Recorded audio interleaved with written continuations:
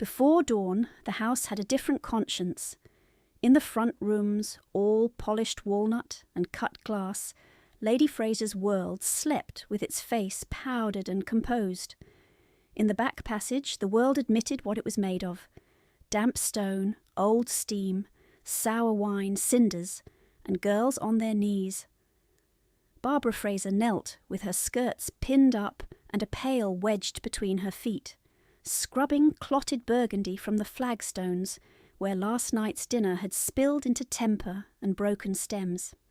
The stain had settled in the cracks. She worked lye into it with a rag gone thin at the corners and listened to the maid behind her shift from heel to heel. "Mind that line by the wall," said Hester, Lady Fraser's maid, who was younger than Barbara and already practised at borrowed authority. Her ladyship noticed it. Barbara did not turn. Did she? She noticed everything. That was true enough. Since Mr. Fraser's death 3 years earlier, the new Lady Fraser had noticed every morsel Barbara ate, every candle she burned, every ribbon that appeared without permission. She noticed, above all, any chance to remind the household that Barbara, who had once sat at the table, sung after supper, and ridden out with her father to inspect tenants, was no longer daughter in anything but surname. The rag rasped over stone. Her wrists ached, the skin between thumb and forefinger had split yesterday while lifting coal scuttles and stung now each time lye found it. Barbara pressed harder until the red faded to a stubborn rose. At 22 she was called plain so often she had learned to answer to it without offence. Plain Barbara, useful Barbara, quiet Barbara. It simplified expectations. Strangers, meeting her by chance at church or market, sometimes looked twice at her dark hair and grave grey eyes, at the fine bones of a pale face that held stillness rather than softness. Then they remembered whatever they had been told, and their manners arranged themselves accordingly. Hester gave a little click of her tongue. "There, you missed a patch." Barbara reached and wiped it clean. "Better," Hester said, and yawned. From somewhere above came the deep, settling creak of floorboards, and fainter, a man's cough from the servants' attic. The sky beyond the scullery window was still black, but a thin seam of iron-coloured light had opened over the east wall. In an hour the fires would be up, the breakfast tray sent, Lady Fraser's bell ringing because the tea was too cool or too hot, and Barbara would begin again in whatever task appeared least fitting to her birth, and most useful to her stepmother's mood.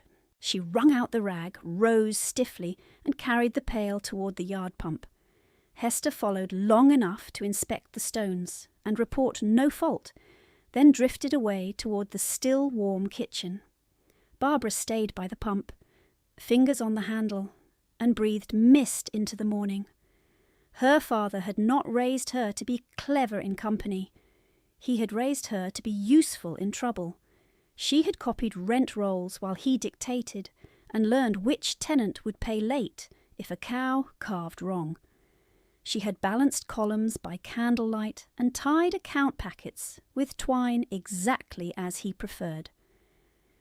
"Accuracy is mercy," he used to say. "You cannot govern men's lives with guesses." He had laughed when she challenged him, kissed her brow when she won, and trusted her with keys. One key remained. In the small room that had once been a nursery and was now her cell in all but lock, beneath loose floorboard by the bed, lay her one private treasure, her father's dispatch box, walnut with brass corners, its lock stubborn, its contents untouched except by her hands. Letters, ledgers, receipts in his clipped, slanting script. Proof that there had once been order, and perhaps still could be. Barbara pumped water until the pail ran clear, set it aside and flexed her stinging fingers. She had learned the household's weather better than any almanac. Lady Fraser was generally cruel for pleasure, but she was dangerous when she was afraid, This week she had been afraid. Too many whispered conferences with Mr. Smeaton in the morning room. Too many bills folded into her reticule and hidden when Barbara entered. Too many references dropped like pins to a prudent arrangement and gratitude where protection is offered. At breakfast, Barbara stood behind her stepmother's chair to pour chocolate and received, without preface, the day's command. "You will go into town," Lady Fraser said, buttering toast with vigorous precision. "Take this packet to Mr. Smeaton yourself. You will hand it only to him. You will not loiter, and you will return before noon, as I do not pay extra servants to dream in shop doors." Barbara took the sealed packet. Heavy paper. No superscription except his name. "Yes, ma'am." Lady Fraser glanced up, her pale eyes hard and bright as quartz. "And Barbara, do not imagine that running errands makes you indispensable. It merely makes you occupied." "Yes, ma'am." When she was dismissed, Barbara walked out through the side door with the packet tucked beneath her cloak, and dread working, cold and exact, beneath her ribs. Mr. Smeaton was a moneylender with smooth cuffs and ink under his nails, a widower with a son at school, and a voice that grew oily whenever he addressed her. Twice she had found him in conversation with Lady Fraser over columns of figures that did not belong to him. Once she had entered, and they had both gone silent, and he had smiled as if a purchase had arrived in better condition than expected. The lane to town ran between wet hedges and fields scored with old cart ruts, filled now with silver rainwater. Barbara walked quickly. She told herself she would deliver the packet, return, and wait. Endure first, count costs later. It had become a discipline. A mile from the parish boundary, where the road narrowed past a ditch and a stand of ash trees, she heard the horse before she saw anything at all. A sound not like neighing, but like metal tearing. She stopped. Again, a high, desperate scream. Barbara broke into a run. The curricle lay at an angle in the ditch. One wheel split and tilted against an outcropping stone, the body half on its side. One horse had gone down and kicked weakly in harness. The other stood heaving and wild-eyed, traces twisted, leather cut deep behind its shoulders.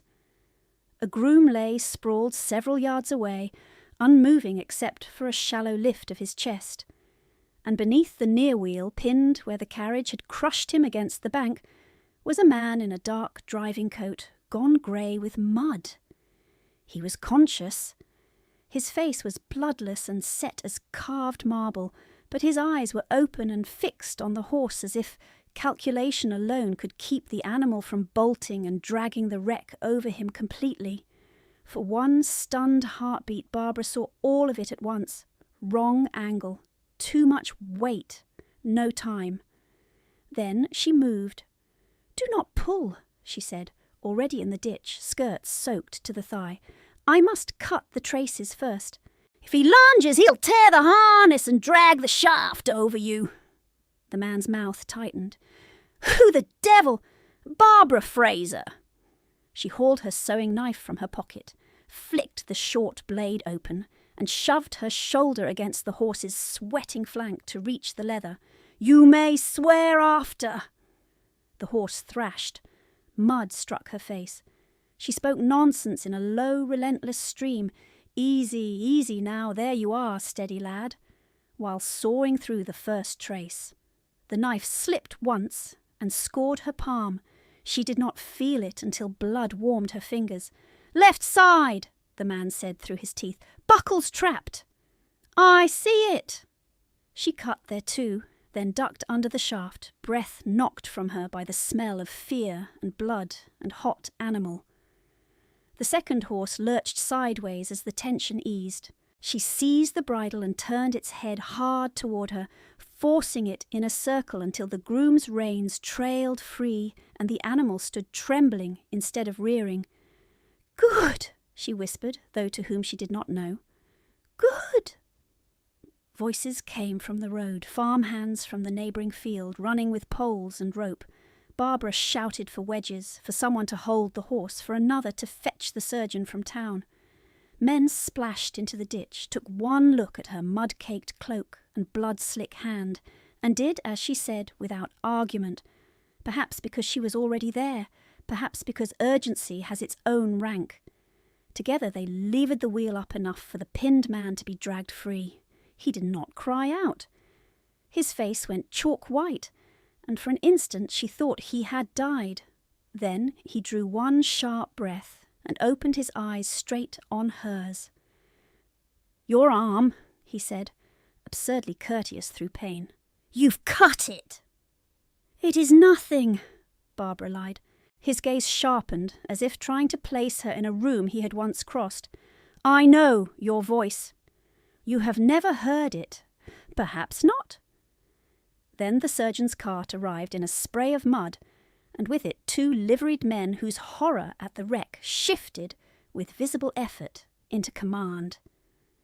The older of the pair knelt by the injured gentleman, listened to the surgeon's assessment, then stood and turned to Barbara. "Madam," he said, breathless, "I am Pembroke, steward to the Earl of Rookhaven. You have rendered my lord a service beyond repayment." Earl, the word dropped between them like a stone in deep water. By sunset she knew the rest of it.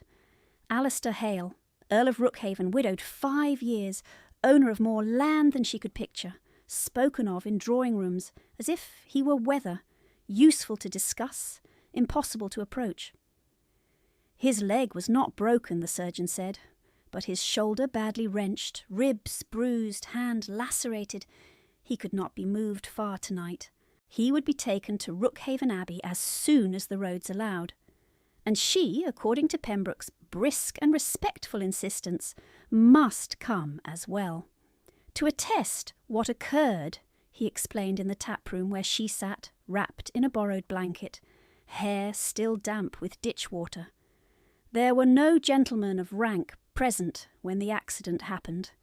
The groom is concussed and likely remembers little. My lord will require a witness for insurance, for any legal inquiry, and, if you will forgive my frankness, for discouraging stories. "Stories," Barbara repeated. "Scandal breeds where details are absent.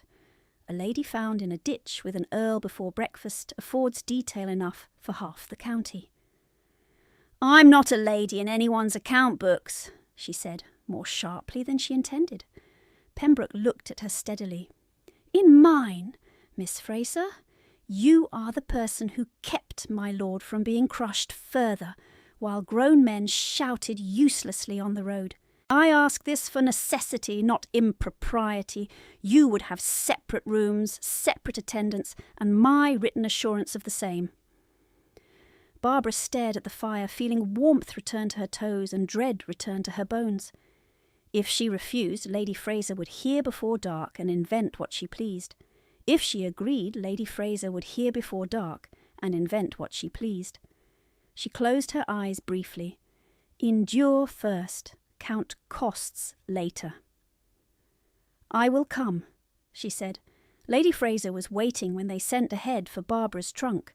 She swept into the inn like an actress entering on cue, bonnet ribbons fluttering, grief and outrage arranged in equal measure. Mr. Smeaton followed at her shoulder, hat in hand, expression carefully sorrowful. "Barbara," Lady Fraser cried, loud enough for the entire common room, "what have you done to yourself, to us? Vanishing all day, in company no decent girl should seek." "I did not seek it," Barbara said quietly. "There was an accident on the parish road." "Indeed. And how fortunate for you that a pier should overturn precisely where you happened to be wandering. Mr. Smeaton and I were in dreadful anxiety." Smeaton bowed. "Miss Fraser's charitable impulses have always outpaced prudence." Barbara met his eyes. Brown, small, assessing. He smelled faintly of cloves and wet wool. "I was delivering your packet, sir." For a second his smile slipped. Then it returned smoother than before. No doubt, no doubt. Lady Fraser rounded on Pembroke. My stepdaughter returns home with me at once. Whatever statement is required can be sent in writing.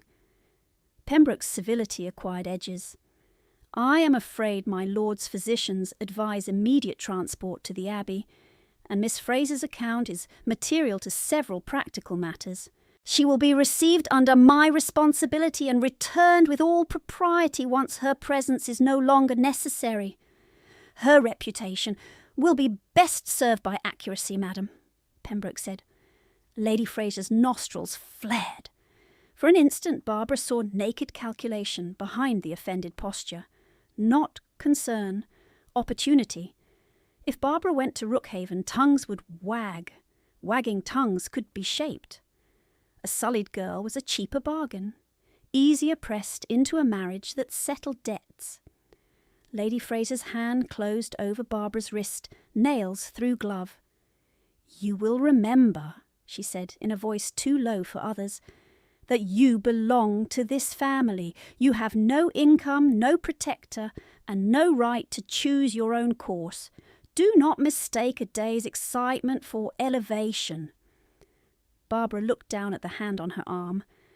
She did not pull away until Lady Fraser released her first. I remember everything, she said. The journey to Rookhaven Abbey took 2 hours over rutted roads and a sky the colour of pewter. Barbara rode in a closed carriage with one of the housekeepers, answering polite questions with polite half-truths, while her thoughts moved ahead to consequences. Every mile widened the breach behind her. By the time the Abbey's towers came into view through rain-hazed yews, she understood that something irreversible had occurred, not because she had touched an Earl's sleeve, but because she had stepped, for one reckless necessary hour, outside the role assigned to her. At the Abbey she was shown to a guest chamber, larger than all her rooms at home put together. A maid brought hot water and asked whether Miss Fraser preferred tea or broth. The question nearly undid her. From below she heard controlled movement, doors opening, boots on stone, the muted authority of a household accustomed to emergencies. Somewhere in those rooms lay a man she had hauled from beneath a wheel, a man whose name turned quickly into rumour. Before supper, Pembroke came with papers for her signature, a plain statement of time, place, actions taken. She read every line, corrected one phrase, and signed. "Thank you," he said, collecting the pages. "My lord is sleeping. He has asked that your courage be acknowledged formally when he is able." "That it is unnecessary." "Perhaps, but he asked it." When he had gone, Barbara sat at the little writing desk by the window and folded her hands to keep them from shaking. Outside, rain stitched the courtyard into grey water. Somewhere far off, thunder rolled like wagons over bridge planks. What was at risk had become stark as ink on white paper. If Lady Fraser's version prevailed, Barbara would be branded mercenary and shameless, then pushed towards Smeaton as the only respectable remedy. A marriage contracted under pressure was still lawful enough to trap a woman for life. If she resisted without proof, she would be called ungrateful, disobedient, mad. If she submitted, she would vanish into a ledger line, debt settled by flesh. If, on the other hand, she played this carefully, statement exact, conduct unassailable, allies chosen for competence rather than kindness, she might carve out a narrow road between disgrace and coercion. Barbara drew a sheet of paper toward her and began a list. Names, dates, sums mentioned in her hearing, conversations half overheard. The day her father died, the day Lady Fraser dismissed his old clerk. The packet delivered this morning, and Smeaton's expression when she said it aloud. When she finished, she blotted the page and folded it into the inner pocket of her gown. Then she took from her reticule the small key she wore on a ribbon and held it a moment in her fist until the metal warmed. Her father's dispatch box waited under loose boards miles away, but its weight seemed suddenly present, as if resting against her palm. If there was proof to be found, it would be there. Downstairs, the Abbey clock struck 8. Barbara rose, set her shoulders, and rang for tea. She would sleep if she could. Tomorrow she would be witness, and witnesses survived by remembering exactly what happened, not what people preferred to say had happened. The tea arrived on a silver tray borne by a maid who could not have been more than 16, and had already mastered the Abbey art of seeing everything while appearing to see nothing. "Will you require anything else, miss?" "No, thank you." Barbara waited until the door had closed, then drank the tea standing up, as if stillness might invite panic. The china cup shook once against the saucer before she steadied it. She slept in bursts, waking to unfamiliar quiet, to bells in distant corridors, to the remembered scream of the horse. By morning the house had arranged itself around crisis with practised precision. A footman met her outside her room and guided her not to the breakfast parlour but to a small book-room, where Pembroke waited with a physician and a solicitor from town, Mr. Lyle, summoned before sunrise. Barbara gave her account again. She was exact. She omitted nothing that mattered and embroidered nothing that did not. Mr. Lyle nodded, sanded the page, and said, "You understand, Miss Fraser, that this statement may be read before magistrates if there is dispute." "There is already dispute?" Barbara said. At that, Pembroke's brows lifted almost imperceptibly. He dismissed the clerk and, when they were alone, laid a folded sheet before her. She recognised Lady Fraser's hand before she broke the seal. "Miss Fraser remains under my legal guardianship and in my household's care. Any continued detention of her person shall be viewed as inducement and misconduct. I require her immediate return. No inquiry after Barbara's health. No mention of accident. Only claim, possession, threat." Pembroke watched her read. "I have replied that you are free to depart at any hour, but that we would be negligent not to complete legal formalities while events are fresh." That was diplomatic. "It was true," he said. "I do not hold unwilling guests." Barbara folded the letter very precisely. If I left now, she would say I fled in shame. If I stay, she says I am detained for advantage. "I cannot mend the world, Miss Fraser. I can only keep records."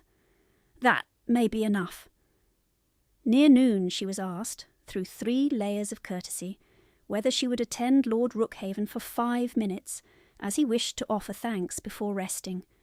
She expected a bedchamber and convalescence. Instead, she was shown into a sitting-room with shutters half open to weak sun. The Earl stood by the mantel, left arm in a sling, one hand bandaged at the palm. He looked taller out of the ditch and harder, dark coat immaculate, jaw unshaven, only because pain made razors impractical, eyes unreadable. "Miss Fraser," his voice was even, almost formal to the point of chill. "You have my gratitude," Barbara curtsied. "I'm glad you are mending, my lord. I am told you prevented the horse from dragging the carriage. Had you not, my injuries would likely have been permanent." He spoke as if dictating terms. "You have suffered inconvenience, and I suspect trouble on my account. My steward informs me your household has objections." The pause before the last word did not hide contempt. Whether for her household or for scandal itself, she could not tell. "There are objections," she said. A flicker crossed his expression and vanished. "You will not be asked to remain longer than necessary." "I appreciate that." Silence settled, strange and thick. He seemed about to add something, then inclined his head in dismissal, as neat as a sealed envelope. She left with the distinct, unreasonable sting of having been thanked like a tradesman. By evening the first whisper had reached the servants' hall. A groom's cousin had carried word to town. Town had carried it to Bath, and by supper there were already versions in which Barbara had flung herself before the horses, in which she had been discovered fainting in the Earl's arms, in which no accident had occurred at all. Pembroke heard one of the footmen repeat a lurid variation, and dismissed him on the spot. "It will not stop it," Barbara said when he apologised for what could not be controlled. "No," Pembroke replied, "but one may still set standards indoors." The next 2 days were a procession of practicalities, each one reasonable, together inescapable. On the first, Mr. Lyle requested Barbara's presence while he compared her statement to the groom's fractured memory. On the second, an insurance agent insisted she identify the precise location of the broken axle from a sketch map so badly drawn she had to redraw the ditch herself. Each task should have taken minutes, each consumed hours. Each ended with some variation of if Miss Fraser could possibly stay 1 day more. Lord Rookhaven did not send for her again, yet his household seemed to revolve around her continued presence by means of necessity rather than invitation. A writing desk appeared in the morning room with fresh paper and a lockable drawer for documents concerning the incident. A maid asked where Miss Fraser's gowns should be brushed for tomorrow as well. No one said remain, no one said go. On the third morning, Pembroke found her in the library annex, copying the groom's testimony into a cleaner hand. "My lord asks whether you would consider a temporary engagement." Barbara looked up from the page. "Engagement?" "Secretarial. Paid." Pembroke did not blink. "His lordship's right hand is not fit for sustained writing. His correspondence cannot be delayed indefinitely. You have already demonstrated discretion and uncommon accuracy." Barbara set down the pen. "You ask this while my stepmother writes demands for my return." "I ask because it is work you can do, work he needs done, and wages establish independence better than sentiment." It was the most honest proposition she had received in years. "I will hear the terms," she said. The terms, laid out in the Earl's study that afternoon, were explicit. Fixed duration of 6 weeks or until his hand recovered. Separate quarters, salary paid weekly through Mr. Lyle's office. Duties limited to dictated correspondence and document copying. He sat behind his desk, pale with fatigue, and dictated each clause as if drafting a treaty. When he finished, he pushed the paper toward her with his uninjured hand. "If this is unacceptable, say so." Barbara read every line. "Add that either party may terminate with 48 hours' notice." His gaze lifted to hers, cool and direct. "Agreed." She signed. So did he, the signature jagged at first stroke where pain caught. Their working rhythm began the next morning, and ought to have been simple. He dictated in short, precise bursts. She wrote in fast, clear script. He corrected dates, names, land parcel numbers with unnerving memory. In daylight he was punctilious, courteous, and distant enough to freeze water. If she made an error, he noted it without cruelty. If she succeeded, he gave no praise, only the next paragraph. Yet, at dusk, something in him altered. The first evening she saw it, he stopped mid-sentence over a letter to his factor in Devon. His eyes shifted, not to her but past her shoulder, fixed on nothing she could see. The room had gone amber with sinking light. A full 10 seconds passed before he blinked. "My lord," he straightened, as if jerked by wires. "Continue, as to the drainage accounts." The second evening was worse. A decanter cracked in his grip when a door banged in the corridor. He stared at the blood welling across his knuckles without apparent sensation until Barbara crossed the room, took the glass from his hand, and pressed linen to the cut. "Forgive me," he said, voice flat. "There is nothing to forgive," she said, though her own pulse hammered. On the third evening she found him alone in the main library, after the household had dressed for dinner. A crystal tumbler lay shattered at his feet. Blood dripped from his bandage where he had clenched through it and reopened the wound. He was standing very still, breathing too shallowly, eyes fixed on the darkened window where his reflection hovered like a stranger. She knew that look, not madness, absence. "My lord," she said quietly. No response. She stepped closer. "Lord Rookhaven." His shoulders tightened. "Alistair." The name left her before she could judge whether it was folly. For one sharp second she thought he would recoil. Instead he inhaled as if a surfacing, focus snapping back to her face. "Miss Fraser!" The title came ragged. "You should not be here." "Neither should broken glass," she said. "Sit down." To her astonishment, he did. By the end of the week, Bath had decided the story for them, and a printed squib appeared in a coffee-house sheet, implying that a certain northern Earl, lately bereaved and long solitary, has found consolation in the heroic attentions of an enterprising young gentlewoman of limited fortune. By breakfast the clipping had been folded into 2 letters, one from Lady Fraser and one from Mr. Smeaton. Lady Fraser's was all injury and piety.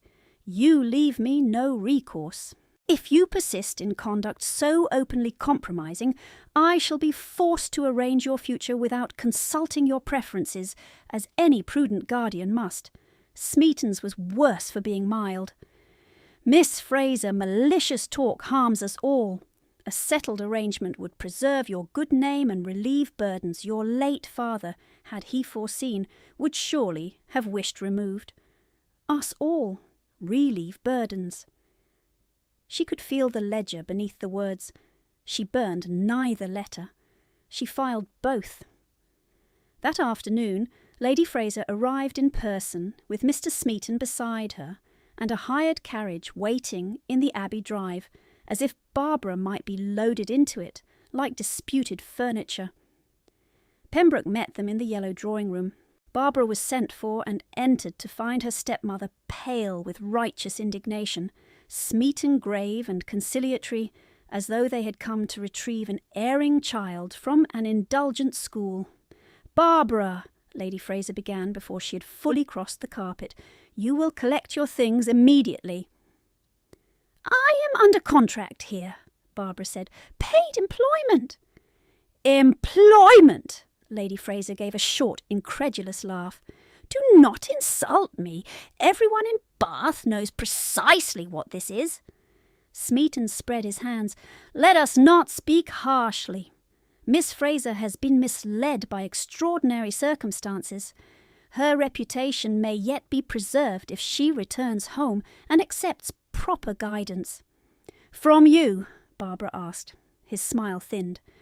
"From those with her interests at heart." Lady Fraser turned to Pembroke. "I demand a private audience with Lord Rookhaven. This matter concerns the honour of my family." Before Pembroke could answer, a voice came from the doorway.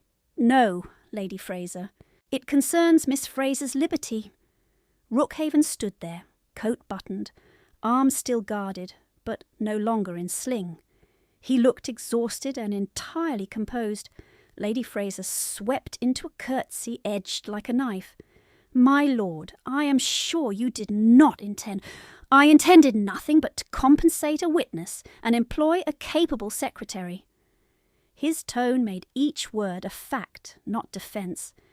"Miss Fraser remains here by contract of her own choosing. If she chooses to leave, a carriage will be ordered. If she chooses to stay, she stays." Smeaton stepped in smoothly. "My lord, with respect, Miss Fraser is a young woman with no independent means. Guardianship exists to prevent exactly such improvident decisions." Barbara answered before Rookhaven could.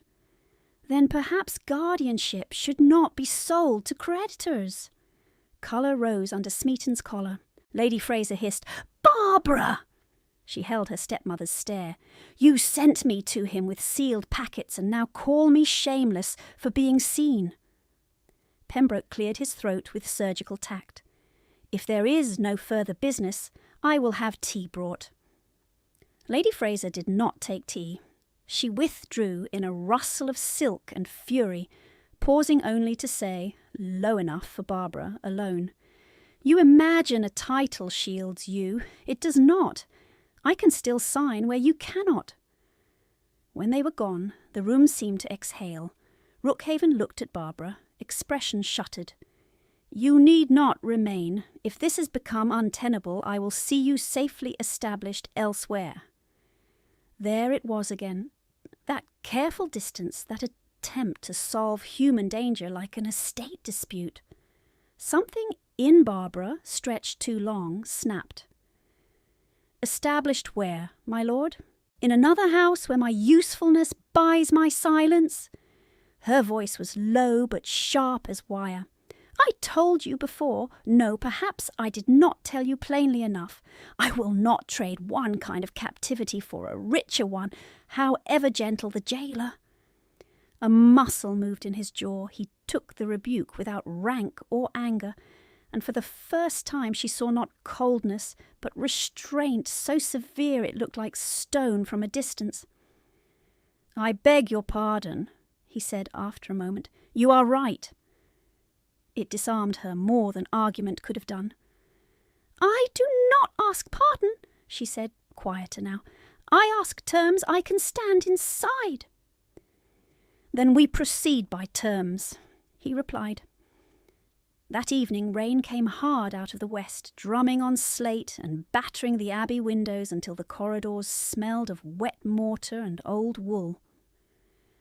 Barbara sat in her chamber with 3 candles and a determination that had gone past fear into method. She needed proof, not indignation. Proof of debts, signatures, transfers. Proof that Lady Fraser's threats rested on theft, not law, her father's dispatch box. At 9 she sent a note to Pembroke requesting a private interview. He came himself, damp at the shoulders from crossing the courtyard. "I require a favour," Barbara said. "A delicate one." "Name it." "In my room at Fraser House there is a loose floorboard beneath the bed by the hearth.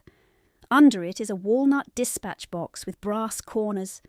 It belonged to my father. I need it brought here, unopened." Pembroke did not ask why. He asked, "Who besides you knows of it?" "No one living, I think." "Then I will send my own man at first light with written authority to collect your personal effects, and a second letter to Lady Fraser advising that any obstruction will be noted by my solicitor." "She will obstruct anyway." "Likely. My man is very good at standing still until doors open." Despite herself, Barbara almost smiled. "Thank you." The box arrived just before dusk the next day, mud-spattered, lock intact. Barbara carried it to her room and sat a long moment with both hands on the lid, as if touching a grave marker. The key on its ribbon slid into place with a resistance she remembered from childhood. When the lock finally yielded, the small click sounded louder than thunder. Inside lay bundles tied in faded tape, estate accounts in her father's hand, correspondence with solicitors, tenant petitions, copies of settlements. The smell of old paper and sealing wax rose like a voice she had not heard in years. She worked through supper and into night, sorting by date, marking names, building columns. Near midnight she found the packet that changed everything. It was addressed in her father's script to A. Fraser, to be opened by B.F. upon her majority or marriage, and had never been delivered. The seal was broken neatly long ago, then pressed shut again with plain wax. Barbara's pulse thudded in her ears as she unfolded the letters within. The first was from the late Marquis of Rookhaven, acknowledging receipt of funds placed in trust under Mr. Fraser's management, dowry settlement for Miss Barbara Fraser, principal sum. She read the amount twice, unable at first to believe the number. Not vast, but substantial enough to make coercion harder, marriage optional. The second was her father's memorandum naming trustees and conditions. The third, later by 2 years, was a solicitor's notice that after Mr. Fraser's death, Lady Fraser had petitioned for interim control of household accounts, pending clarification, then transferred portions of the trust income to satisfy private notes held by E. Smeaton. Transferred, diverted, legal words for theft. Barbara pressed her fingers to her mouth and breathed once, twice, forcing herself not to cry and smear the ink. She copied the essential lines immediately into her own hand, then again creating duplicates. Evidence could be lost, copies multiplied survival. Thunder split directly overhead. The candles guttered. Somewhere down the corridor a door slammed and feet ran. A knock came, urgent, unceremonious. Before she could answer, the door opened, and a footman, white-faced, stammered, "Beg pardon, miss. His lordship, Mr. Pembroke, asks if you might come. He will hear no one." Barbara was already on her feet. She found Rookhaven in the small blue salon off the west gallery, where lightning flashed through unshuttered panes and turned the room into violent negatives of itself. He stood near the hearth but seemed not to see it, shirt damp at the collar, breath harsh, one hand braced against the mantel so hard the knuckles blanched. Pembroke hovered 3 paces away, helpless with respect. "Leave us," Barbara said softly. Pembroke hesitated, then withdrew. "Lord Rookhaven," she kept her voice level the way she had with the horse in the ditch. "You are in the Abbey." "It is a storm, nothing more." His head turned toward her, but his eyes were elsewhere, fixed on some distance no room could contain. She stepped closer, careful, and laid her hand over his fist where it gripped the stone. He caught her wrist with sudden, desperate force. Pain flared up her arm. Instantly, his grip loosened, then vanished altogether as if he had touched fire. Horror crossed his face, naked, unguarded. "God! Miss Fraser, It is all right," she said, though her heart was pounding. For a long moment rain and thunder filled the silence between them. Then, in a voice-scraped roar of title and formality, he whispered, "Your voice woke me from something I cannot name." The words struck deeper than thanks ever had. Not contempt, then, not indifference. A man held together by discipline and dread, frightened not of weakness but of harm, of what might happen if he failed to hold. Barbara looked at him. At the blood seeping fresh through the heel of his bandage where his hand had clenched, at the effort it cost him to stand upright in his own house, and felt the axis shift. She was not a guest to be managed, nor a dependent to be sheltered, nor a scandal to be tidied away. Neither was he a rescuer in waiting. They were, inconveniently and undeniably, 2 people under different forms of siege. She drew a slow breath. "Then we will name it later," she said.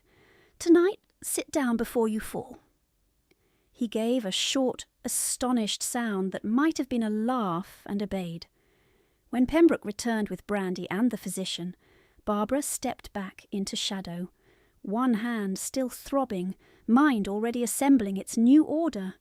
Copies to Mr. Lyle, parish records, witnesses, dates, signatures. Law, not pleading. Documentation, not tears. Lady Fraser had counted on silence. Smeaton had counted on confusion. They would have neither. Barbara turned toward the corridor, toward her room and the open dispatch box, waiting like a lit fuse, and did not feel trapped at all. She turned toward the corridor, toward her room and the open dispatch box, waiting like a lit fuse, and did not feel trapped at all. She felt, for the first time in years, armed. She did not sleep. By candle end, she had copied the crucial letters 3 times, once in her own hand for Mr. Lyle, once in a tighter clerk's script under initials only once, as extracts with dates and sums indexed against her father's ledgers. At dawn, she sealed the first packet with plain wax and gave it to Pembroke's fastest courier with instructions for direct delivery to Bath. "Into Mr. Lyle's hand only," she said. Pembroke, already in riding coat and gloves, added quietly, "And if Mr. Lyle is absent?" Then to his chief clerk, with witness present. The man nodded once and ran for the stable yard. Barbara had just turned back toward the house when wheels ground on gravel in the front drive. Not the Abbey's carriage rhythm, a hired chaise, stopping hard. A local constable came in under the portico, rein on his cape, hat in hand, but posture stiff with official purpose. Behind him stood Mr. Smeaton's clerk, thin, yellow-cheeked, triumphant in the eyes, and another man carrying a leather portfolio. Pembroke intercepted them in the hall. Barbara could hear each word from the gallery landing above. "Constable Reed," the man announced, "I hold an order from Magistrate Peake at Bath, upon petition of Lady Fraser, guardian to Miss Barbara Fraser, concerning unlawful detention, theft of family papers, and possible forgery intended to defraud creditors." The air seemed to constrict. Pembroke's voice stayed level. "Miss Fraser is under no detention." "Then she may answer freely before the magistrate, sir. Order further requires production of all documents removed from Fraser House and currently in Miss Fraser's possession pending examination." Smeaton's clerk stepped forward with oily courtesy. "Naturally, no one imagines impropriety at Rookhaven Abbey. This is mere regularity." Barbara descended the stairs before Pembroke could refuse entry and create the scene they clearly wanted. "I am Miss Fraser," she said. "Show me the order." The constable handed it over. Peake's seal was genuine. The language was careful and vicious, to prevent destruction of disputed instruments, to secure testimony of a dependent female possibly under undue influence. Undue influence. Lady Fraser had not merely gossiped, she had moved the law. "If I comply," Barbara said, eyes still on the paper, "do you withdraw any claim of detention?" "I report compliance," Reed said. "Claims are for Bath." She gave the order back. "Then you may search my room. Mr. Pembroke will attend." "Nothing leaves my sight without inventory," Smeaton's clerk protested at once. "That is irregular." "No," said a colder voice from the archway. "That is prudent." Rookhaven stood there pale from a sleepless night and utterly awake. He looked from Reed to the clerk and did not raise his voice.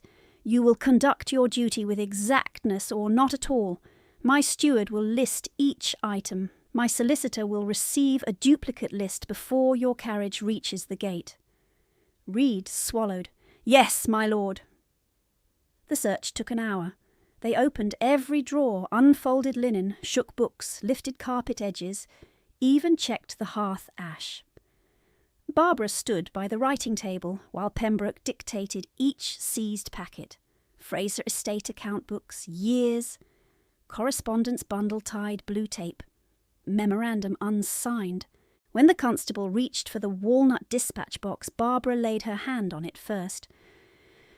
"This was my father's." "Disputed," said Smeaton's clerk. "Disputed by thieves," she said, and surrendered it anyway. When the inventory was finished, Reed sanded his signature and offered the sheet for hers. Barbara signed. Beneath her name she added, "Taken under protest, contents incomplete to my knowledge. Examination demanded in my presence." The clerk made a small choking sound, as if she had spoken a language women were not meant to know. As the men prepared to leave, Reed handed her a second folded paper. "Summons, miss. Tomorrow, noon, Guildhall Annex, Bath." Tomorrow, if Peake ruled against her at preliminary hearing, Lady Fraser could petition immediate return. Once back in that house, Barbara would not get out again intact. By the time the chaise rolled off the drive with her father's box inside it, the rain had stopped. The sky over the yews was a hard, indifferent blue. She stood very straight until the carriage vanished. Then her knees gave once, sharply, and she had to grip the banister. Rookhaven moved as if to steady her and checked himself halfway, remembering the night before. "Miss Fraser, I am all right." It was not true, and they both knew it. He said only, "Lyle will meet us in Bath. I'll send ahead now. Us, not you, not my people will manage this." It should have comforted her. Instead, terror arrived at last, clean and cold. She had opened the fight, and now the fight had opened her. If Lady Fraser succeeded, Barbara would lose more than money.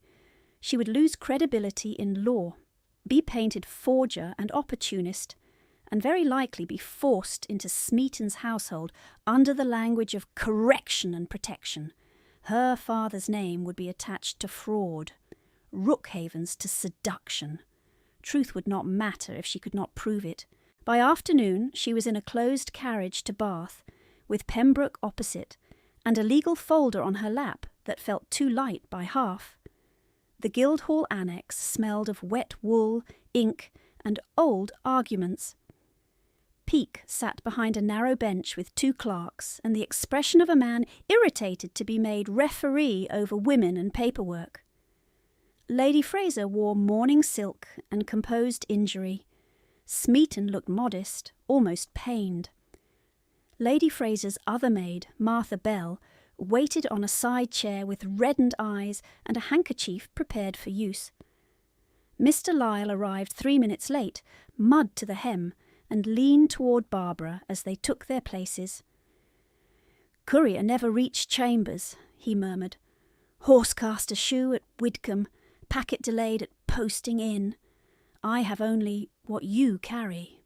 Her stomach dropped. What she carried were notes, extracts, and memory. Not the original letters now in court custody. Not enough. Peake began with formalities, then turned to the seized materials. Reed presented the inventory. The leather portfolio was opened. Bundles laid out, ledgers, receipts, her father's script. No sealed packet to BF, no Marquis letter. Barbara felt the blood leave her face. She leaned forward. "There is a missing document." Peake barely looked up. "You may identify presently." When her turn came, she stood and named it precisely. Date range, hand, wax, content regarding trust settlement. Peake asked for production. The clerk shuffled, frowned, looked again. "Not present, sir." Smeaton spread his hands in sorrowful surprise. "How unfortunate! Misremembered, perhaps?" "I copied it last night," Barbara said, "3 times." "Copies are easily made," he replied gently. "Originals less so." Lyle rose. "My client's extracts are consistent with corresponding ledger entries." "Entries that may be interpreted," Smeaton cut in, then bowed to Peake as if apologising for zeal.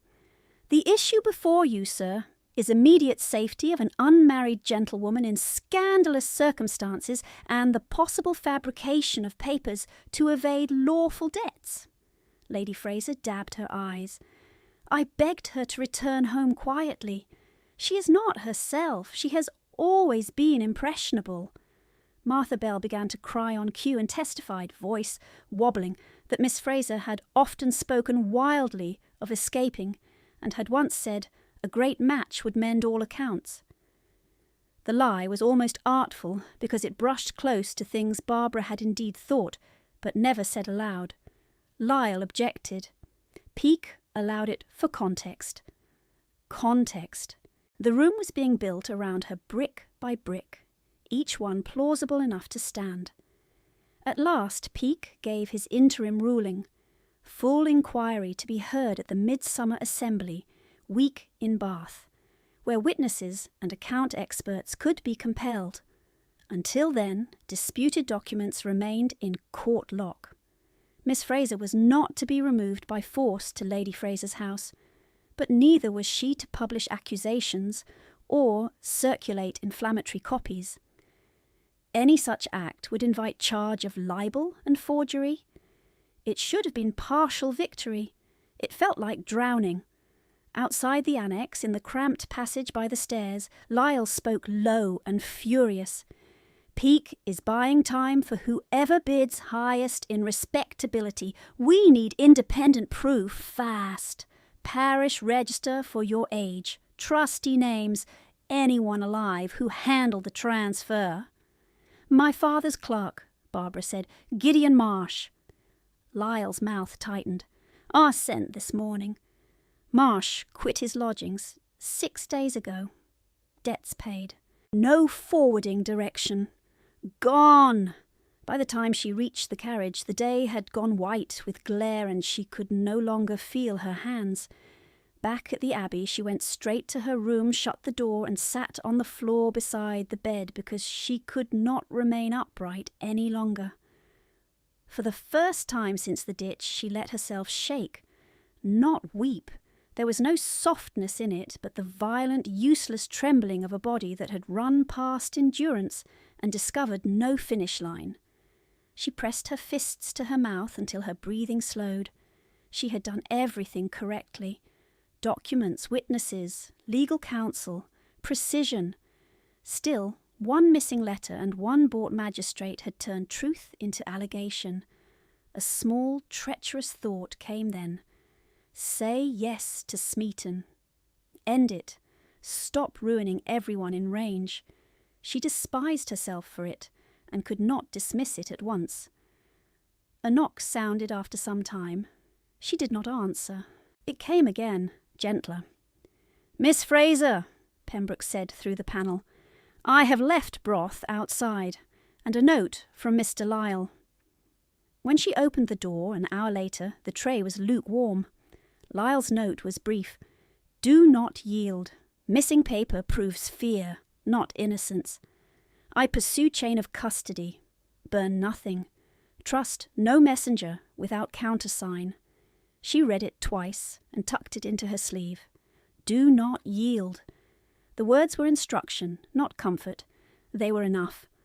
Alistair did not go to dinner.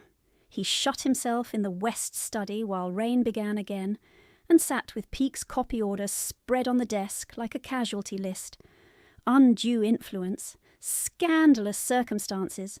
The phrases were bureaucratic, bloodless, and designed to wound without appearing to strike. He had seen that language before, translated from military dispatches, regrettable losses, necessary correction, acceptable collateral, words that made harm administrative. He poured brandy, did not drink it, and set the glass down untouched. When dusk thickened at the window, the old narrowing began at the edges of his sight.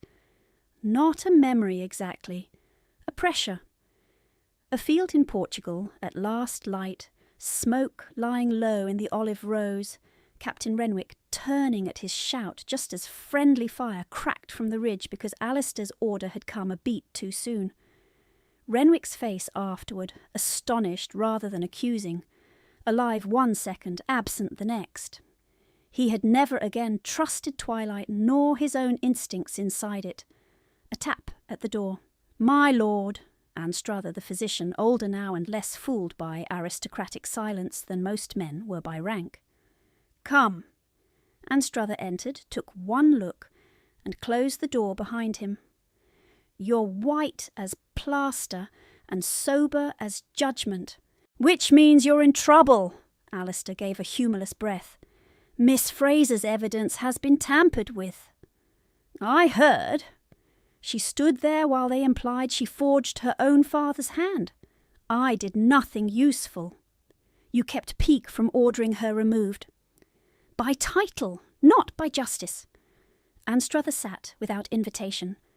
You think if you use rank, you cage her. If you do not use it, you abandon her. Yes, good. At least your dilemma is accurate. Alistair stared at the darkening pane. Last night I caught her wrist as if she were an enemy breaking my perimeter. She said it was nothing. It was not nothing. No, Anstruther said. It was a symptom, distinct from character. Alistair laughed once, quietly. "Try explaining that distinction to a woman already accused of being under my influence." Anstruther leaned forward. "Then do not explain. Ask." "Ask what?" "What she needs, what aid she consents to. You command regiments by instinct. Do not command this woman by reflex." Silence. "I am tired," Alistair said at last, voice lower than he intended. "Tired of being dangerous at sunset and decorative by daylight." Anstruther's face softened without pity. "Then stop being decorative. Be specific. Eat. Sleep where someone can wake you before the dark takes hold. And when you are afraid, name the fear before it names your actions." After the physician left, Alistair remained at the desk until full dark, then rang for a tray and forced himself to swallow food he did not taste.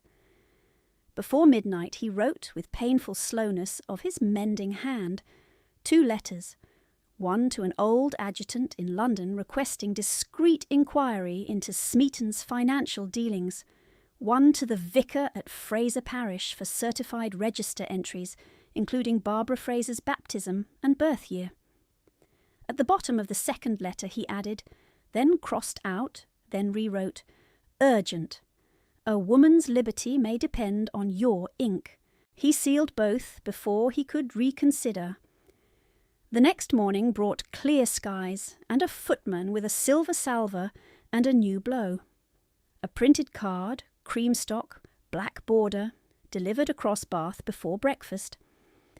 "Lady Fraser requests the honour of your attendance at the Midsummer Assembly Rooms, where an announcement regarding Miss Barbara Fraser's future establishment shall be made. Below, in smaller type and without shame, Mr. Elias Smeaton." Barbara read it once and handed it to Lyle without comment. "This is theatre," he said, "intended to prejudge inquiry, and to trap me into appearing hysterical if I object." Pembroke entered then, with a second document, this one legal, bearing Peake's seal, and an appended private petition from Lady Fraser, alleged marriage articles between Barbara and Smeaton, signed by guardian authority 6 weeks prior, to be affirmed publicly during Assembly Week for restoration of reputation. Barbara felt rather than saw Rookhaven go still beside the mantel. "She is 22, he said. Smeaton's petition included, conveniently, a copy of a baptism extract listing Barbara's birth 2 years later than truth. Forged age, forged authority. If accepted, guardianship revived on paper. Consent made irrelevant. Lyle swore softly. If that register copy stands unchallenged, Peake can pretend uncertainty and let social pressure do the rest. "When is the hearing?" Barbara asked. "Day after tomorrow. In the Assembly Room's side chamber. Public enough for spectacle, private enough for manipulation." A third envelope arrived before noon. Anonymous, no seal. Inside, one line in a clerk's cramped hand. "Withdraw your accusations and return to your guardian, else the Earl's war episodes will be sworn in open room and you will be named his accomplice in lunacy." Barbara held the note over the grate until the paper blackened and curled. By evening, every carriage road into town seemed to carry another version of her future, none of them hers. Guests at neighbouring estates sent polite regrets for upcoming calls in light of current delicacies. A bookseller's boy was heard reciting a new lampoon about ditch-born countesses. The attack had widened beyond law into reputation, exactly where proof travelled slowest. At dusk, Lyle spread papers across the morning-room table, what remained of their case, and what they lacked. Certified parish register not yet arrived. Missing original trust letter still missing. Clerk Marsh vanished. Time almost gone. "We can still force an inquiry," he said, though his voice had lost some of its courtroom assurance. "But without independent records, Peake may defer again. Defer long enough for society to behave as if engagement were fact." Barbara looked at the columns of ink, then at her own hands, steady now by discipline alone. "If we wait, I'm finished," she said. Rookhaven answered before Lyle could. "Then we do not wait." She met his eyes. For once there was no polished reserve in them, only intent and something like fear held in check by will. Tomorrow they would go to Bath and walk into a room already arranged against them, without the missing original, without certainty of the parish certificate, with an opponent ready to make scandal into verdict. Barbara gathered the papers into order and tied them with the tape. "Very well," she said. "We go to the assembly rooms." Outside, thunder began again, distant but approaching. Outside, thunder began again, distant but approaching. By noon, the assembly rooms were bright as a stage, and twice as merciless. Sun struck the high windows, chandeliers burned despite the hour, and every polished surface threw back movement, silk skirts, black coats, fans opening like startled birds. The side chamber reserved for the magistrate was already full when Barbara entered with Mr. Lyle and Pembroke. Conversation thinned, then reshaped itself into whispers that did not bother pretending privacy. Lady Fraser stood near the hearth in dove-grey satin, gloved hands folded, expression composed for triumph. Beside her, Smeaton held a leather portfolio and wore the mild face he preferred when preparing to destroy someone. A small crowd ringed them, acquaintances, opportunists, and those who claimed later they had only happened to pass through. At the far end, Magistrate Peake sat at a long table with two clerks. He looked annoyed by the audience, but did not dismiss it. That, Barbara thought, told her everything.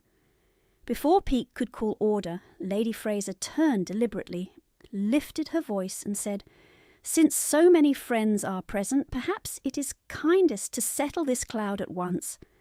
Mr. Smeaton has generously offered Miss Fraser an honourable establishment despite recent misunderstandings." A few people nodded as if charity had been announced. Barbara stepped forward before Lyle could stop her. "No misunderstanding, ma'am. I do not consent." The words cut cleanly through the room. Heads swung toward her. Peake rapped the table. "This is not a ballroom declaration. Bring your petition." Smeaton bowed and presented documents. Marriage articles executed under Lady Fraser's guardianship authority. Also parish extract confirming Miss Fraser's minority, thus necessity of consent. Peake passed the paper to his clerk, who scanned and nodded. Baptism, Barbara Ann Fraser, year 1798. Barbara said, "That year is false." Smeaton spread his hands. "Parish record cannot be argued by feeling." "It can be argued by arithmetic," she said. "My mother died in childbed in 96. Her burial stone stands in Fraser churchyard with date." A stir went through the crowd.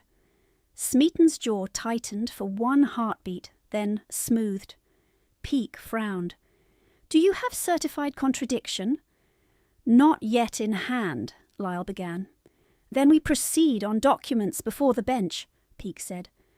Barbara looked at the paper on the clerk's desk. "May I examine the extract, sir?" Peake hesitated, perhaps from surprise at the request, perhaps because women asking to inspect legal evidence were inconvenient to precedent. "Briefly." She took the sheet and held it to the window light. The ink looked recent, too dark for a register entry copied honestly from old pages. At the bottom, the curate's attestation sat over a faint, impressed stamp. She turned back. "This stamp is from Stationers' Hall, batch mark 2 years old. The page cannot have been copied 6 weeks ago from a parish chest without that paper existing then." Lyle's head came up sharply. Peake leaned forward despite himself. Smeaton said at once, "A trivial irregularity of paper supply." "Not trivial," Barbara said. "You asked the court to alter my age by 2 years. Details of the case." Peake tapped his fingers once. "Noted. Continue." Smeaton moved quickly, adapting. Very well. Even if age is disputed, Miss Fraser's conduct has rendered immediate settlement prudent. Lady Fraser's authority over household finances is unquestioned, and debts incurred by the late Mr. Fraser. Produce the debt ledgers, Barbara said. Smeaton smiled without warmth. You are not counsel, miss. No, she said. I am the one you're charging for them. Peake should have silenced her. Instead, perhaps sensing the room's appetite, perhaps curious, he said, Mr. Smeaton, show the accounts. The portfolio opened, bundles laid out, columns of figures, interest tables, signed acknowledgements. Barbara recognised her father's hand in some. In others she recognised imitation. She did not touch at first. She read. Entry 12, year 99, she said. You list bridge repairs advanced at £40. Fraser Estate paid bridge repairs directly to Mason and Pike in March. Here, in my copy of my father's household book. Smeaton said, Copy is prepared by yourself. Then let us use yours. Please turn to receipt book C. He hesitated. Peake said sharply, Turn it. Smeaton turned. Barbara pointed. Mason and Pike, receipt, £28, paid in full. Same quarter. Your £40 advance duplicates a settled cost and inflates principal. Lyle was watching her now, not the documents, as if reassessing an ally he had underestimated. Smeaton recovered. Mistakes happen over years. Consistently in your favour, Barbara said. Peake's clerk bent over the page and whispered to him. Peake's mouth thinned. Lady Fraser stepped in, voice tremulous and expertly pitched. This is absurd. She has lived under my roof, eating my bread while accusing me from borrowed grandeur. My husband trusted me with everything. Barbara turned to her. My father trusted you with temporary control pending my majority, not ownership. Lady Fraser's eyes flashed. You were never capable of management. No, Barbara said quietly, only of doing it. Laughter flickered and died in the spectators. Peake rapped again. Enough theatrics! Where is the original trust instrument claimed by Miss Fraser? Constable Reed, called from the rear, came forward and produced the seized inventory. Dispatch box received at Guildhall lock room, opened in my presence and Mr. Smeaton's clerk's presence for sorting. Item described by Miss was not in visible bundles. Barbara felt heat rise in her face and forced it down. This was the edge. If she lost her temper, she lost ground. She said, Who had custody between Abbey Seizure and lock room? Driver, then Clerk Hobbs for half hour while I took signature at outer office, Reed admitted. All eyes swung to the thin clerk who had accompanied the first search. He blanched and stared at the floor. Smeaton snapped, Irrelevant! We cannot try every errand boy. Rookhaven spoke for the first time from where he stood against the panelled wall. A missing document in contested property is not an errand. His voice was low, carrying without effort. He did not move closer. He did not loom. He simply occupied the fact. Peake rubbed his temple. I will not adjudicate theft on air. We are here for immediate disposition. Then disposition must wait, Barbara said.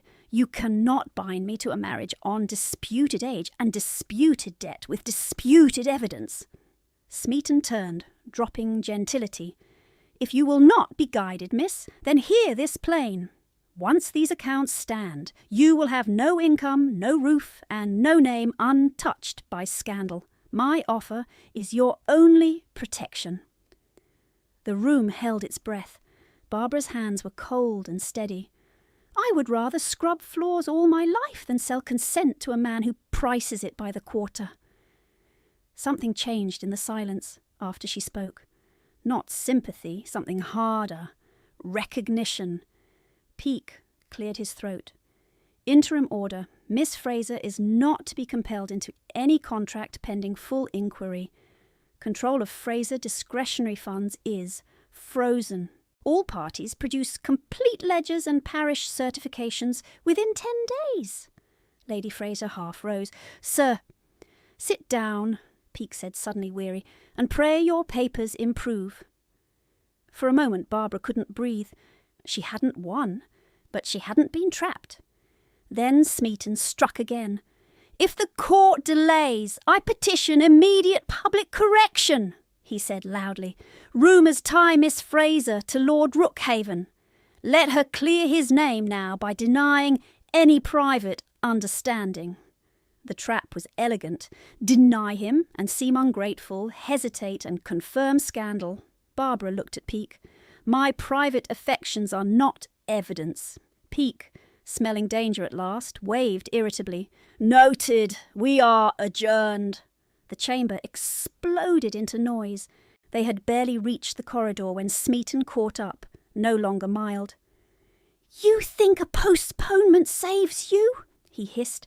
I can bankrupt your trust in costs before you touch a farthing. Barbara kept walking. Then you had better prove it is yours to bankrupt. He moved to block her. Pembroke stepped between them without touching him. Lyle murmured, Do not engage. He wants witness to hysteria. But Lady Fraser came next, faster than dignity advised, cheeks spotted with rage. You insolent girl! You have made me a spectacle! You made yourself one, Barbara said. Lady Fraser's voice dropped to venom. I can still ruin you. I will swear you are unstable, that the Earl keeps you for convenience, that your father despaired of you. And my father taught me accounts, Barbara said. That was his error, in your view. Lady Fraser drew breath to strike again, then checked as Reed approached with an envelope. Miss Fraser, the constable said. Express from Fraser Parish. Marked urgent. Lyle broke the seal at Barbara's nod and scanned, then looked up with naked relief. Certified bishops, transcript, baptism year 96, signed vicar and diocesan registrar. Smeaton lunged for the paper. Lyle stepped back. Touch this and I charge interference. Peake, still in the doorway, barked, Bring it here. He read, compared, read again. His face hardened. Mr. Smeaton, he said, explain how your extract differs by 2 years. Smeaton's answer came too quickly. Clerical duplication error. From a copy made on new stock with old attestation, Peake said. You take me for a fool, Lady Fraser interjected, desperate now. Surely that does not alter the necessity of settlement. It alters your claim to guardianship entirely, Peake said. He turned to Reed. Detain Clerk Hobbs for questioning on document custody. Seize Smeaton's office ledgers pending examination. Smeaton went white. On what authority? Mine, Peake snapped. You invited magistracy into a ballroom, sir. Do not complain of draught. The crowd, sensing blood, pressed closer. Lady Fraser swayed. Martha Bell caught her elbow and received a hissed curse for the trouble. Still, or even then, Smeaton did not fold.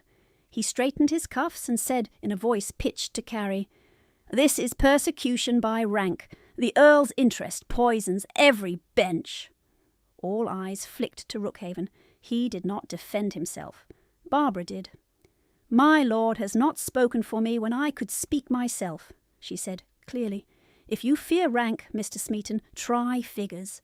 They are less sentimental.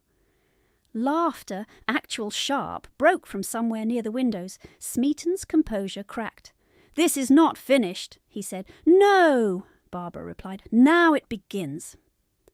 The full inquiry opened 3 mornings later in a smaller courtroom where there was less silk and more ink. No chandeliers, no orchestra in the next room, no pretense that this was social entertainment. Rain beat the panes. Clerks sharpened quills like small knives. This time Barbara came prepared to the last pin. On the table before her sat her father's copied ledgers, payment receipts indexed by quarter, her chronology of Lady Fraser's transfers, the bishop's transcript, and newly recovered after Hobbs's night in custody, the missing trust packet, found tucked inside a false bottom of Smeaton's travelling case. Hobbs had confessed to removing it for safekeeping at Smeaton's instruction. He had cried while confessing. Barbara believed the tears and not the excuse. Smeaton arrived with a barrister from Bristol and a fresh strategy: concede clerical confusion, deny intent, and bury theft under complexity. Lady Fraser appeared in black bombazine, lips bloodless, every inch injured nobility. Peake opened with visible irritation. "We will hear evidence on alleged embezzlement, fraudulent debt inflation, and unlawful coercion toward marriage settlement." The barrister stood. "My client advanced substantial sums to the Fraser household over years of disorder. Documentation, though imperfect, supports repayment." Barbara rose before Lyle could, because this part was hers. "Permission to address the accounts directly, sir?" Peake blinked. "You." "I kept these books with my father from age 16, after a pause. "Proceed." She walked to the easel where ledgers had been propped and turned pages with careful fingers. Column A, principal advances claimed by Mr. Smeaton. Column B, matching household expenditures already paid by my father or estate factors. Note duplication pattern, same sums, 2 different labels, interest applied to both. She pointed with the end of a quill. Example 1, mill roof slate. Claimed advance £12. Paid invoice to Grigg & Son, signed by my father 3 days earlier. Example 2, tenant fever fund. Claimed private loan £20. Parish disbursement shows grant. From widow's charity, no loan. Example 3, the barrister interrupted. "Miss Fraser offers interpretation, not expertise." Barbara turned to him.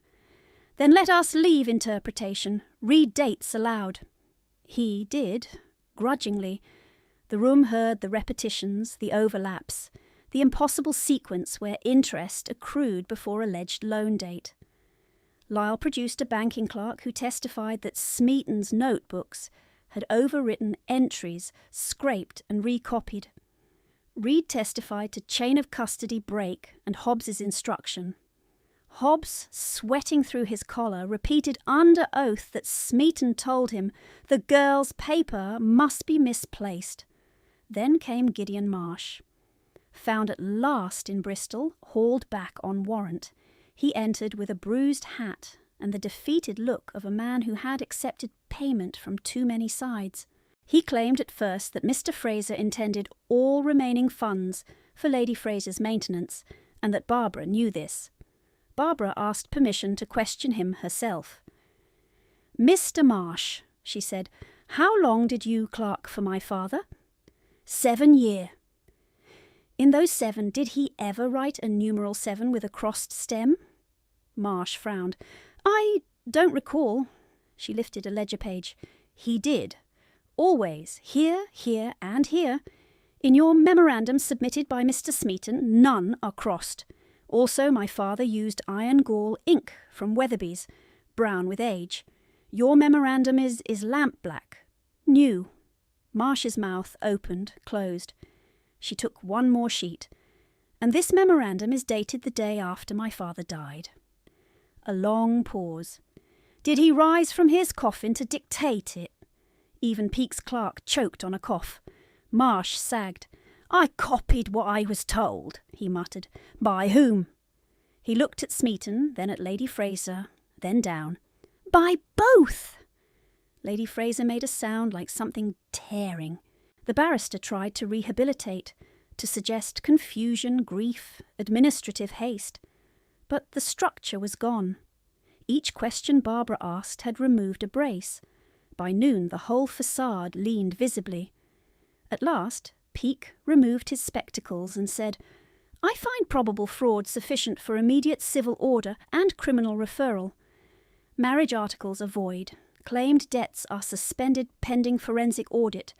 Trust principal and income to be restored to Miss Fraser's sole control under court supervision. For avoidance of doubt, Miss Fraser's signed roadside statement concerning Lord Rookhaven's accident is accepted as the official account with no impropriety attached, and that matter is closed. He turned to Lady Fraser. You will relinquish management of Fraser Funds this day. To Smeaton. You will surrender ledgers and remain available to this court. Attempted witness tampering noted. Lady Fraser stood abruptly, chair scraping. You cannot strip me on a servant's word and a girl's insolence. Peake's voice went cold. I can strip you on records. Sit down, madam, before I add contempt. She did not sit. She stared at Barbara across the room with naked hatred and, beneath it, a flicker of something worse, fear with nowhere left to go. Barbara held her gaze and felt, unexpectedly, no triumph, only release so sharp it hurt. When court adjourned, people pressed around Lyle with congratulations, around Peake with curiosity, around Scandal like flies to jam. Barbara stepped into the corridor and leaned one shoulder against stone. Rookhaven came up beside her, but did not speak until she looked at him. It is done, he said. Not yet, she said automatically, then stopped and laughed once, shakily. No, today, perhaps, yes, he hesitated. If you wished to end the remaining talk quickly, I would. He broke off, chose precision. I would marry you tomorrow gladly, publicly, for any reason you required. The offer landed between them, generous and dangerous, both. Barbara took a breath. Thank you, a beat. No. He blinked, not offended, startled. I will not step from one hearing into one altar, she said, not because I doubt you, because I choose the order of my own life now. Let judgment be entered, accounts transferred, my work begun. Then, if we still want the same thing, we ask it without duress. He looked at her a long moment. Then he nodded once, and the corner of his mouth moved as if pain and admiration had met in the same place. Terms I can stand inside, he said. Yes, Barbara replied, for both of us. The day the funds were restored, rain hammered Bath in silver chords, and the banks smelled of wet coats and polished brass. Barbara sat at a high desk while a clerk slid columns toward her for signature. Principal transferred to trust in your sole name, Miss Fraser. Interim stipend available immediately. Remaining disputed sums held pending final seizure. She read every line, corrected one copied digit, and signed. Outside the door, under the awning, Lady Fraser waited in a hired carriage that was finer than her circumstances now warranted. She did not descend. When Barbara stepped onto the pavement, the carriage window dropped 3 inches. You are pleased with yourself, Lady Fraser said. I am finished with being afraid of you, Barbara answered. Lady Fraser's laugh was brittle. You think independence makes you safe. It makes you visible. It makes me accountable, Barbara said. That is safer than your kindness. From inside the carriage came the rustle of reduced silk, the small, furious movement of someone rearranging a world too late. The window snapped shut. The carriage rolled away toward the dower house the court had assigned her. Still Lady no longer obeyed. Smeaton's fate unspooled more slowly, seized books, creditors at his door, whispered refusals in drawing rooms that once welcomed him. Barbara did not attend those scenes. She had spent enough of her life watching him bargain. Instead, 3 weeks later, she stood in a schoolroom on Rookhaven's tenant estate at Marsh End, while 12 children repeated their letters and a stove ticked in the corner. Again, she told little Tom Pike, guiding his finger along the slate. B before R, bread. He squinted, tongue caught between his teeth, and got it right. Mrs. Ellery, the schoolmistress, widowed, practical, unimpressed by titles, set down a basket of copybooks. You'll spoil him with patience, miss. I was spoiled with none, Barbara said, smiling. Her position had terms in writing. salary, duties, authority over curriculum and supplies, annual review by trustees including the vicar and 2 tenant women she had selected herself. Useful without servitude, accountable without being owned. At dusk she walked back across the yard with ink on her fingers and a stack of attendance rolls under her arm. The abbey rose beyond elms, stone turning rose-grey in the last light. Rookhaven waited by the gate, coat unbuttoned, hat in hand. He had ridden over without escort and looked for once like a man who had come not to inspect but to ask. "You are late," Barbara said. "I was corrected by a tenant about drainage on the North Meadow," he said gravely. "I accepted my education." She laughed, and the sound startled both of them with its ease. They walked toward the orchard path, where wind moved through summer leaves like low surf. No one followed. "I had a letter from Anstruther," he said after a while. "He says improvement is not cure, and that I am to continue sleeping before midnight like a schoolboy under supervision." "Do you?" "Sometimes." A pause. "When I fail, I now tell someone before dusk. It helps." She glanced at him. "That is not a small thing." "No." He stopped walking and turned to face her fully. "Neither is this, so I will say it plainly before courage deteriorates." His hands were steady, his voice was not. "I love you, not because you saved my life in a ditch, though you did, not because you can out-argue half my solicitors, though you can. I love you because you are exact when others are vague, brave, without performance, and unwilling to be owned. You wake me," he exhaled, chose the words. "You wake me from that place where I go absent. I do not want to build a life in which you must do that alone, but I want the life." Barbara felt tears rise and did not hide them. He went on, quieter. "I am afraid of many things I cannot always predict. I am afraid of hurting by reflex, of retreating into silence, of being worshipped for a title and not trusted as a man. With you I am also afraid, but of something better, that I might be known and not dismissed. If you can bear those truths, I ask you to marry me." She took his left hand, the one with the faint scar across the palm where glass had cut deep months before. "My truths, then," she said. "I do not know how to be decorative. I work when I am frightened. I become sharp when cornered. I will not surrender my accounts, my judgment, or my voice." "Keep them," he said at once. "I intend to keep my work with the schools." "I hoped you would." "If ever you speak for me where I can speak myself, I shall be very unpleasant." A startled laugh escaped him. "I have evidence." She smiled through tears. "Then yes, Alistair, I will marry you." He closed his eyes briefly, as if absorbing impact, then opened them brighter. "May I kiss you?" "Yes." He kissed her as if asking and answering at once. Careful first, then certain. When they drew apart, evening had deepened. The first star stood above the orchard. "Tomorrow," he said, almost boyishly, "we tell Pembroke before he learns it from the grooms." "Tomorrow," she agreed.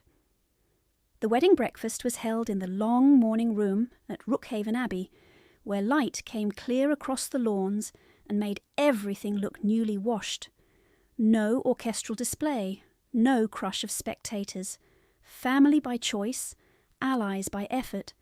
Pembroke grave and shining-eyed. Mr. Lyle in an unforgiving collar.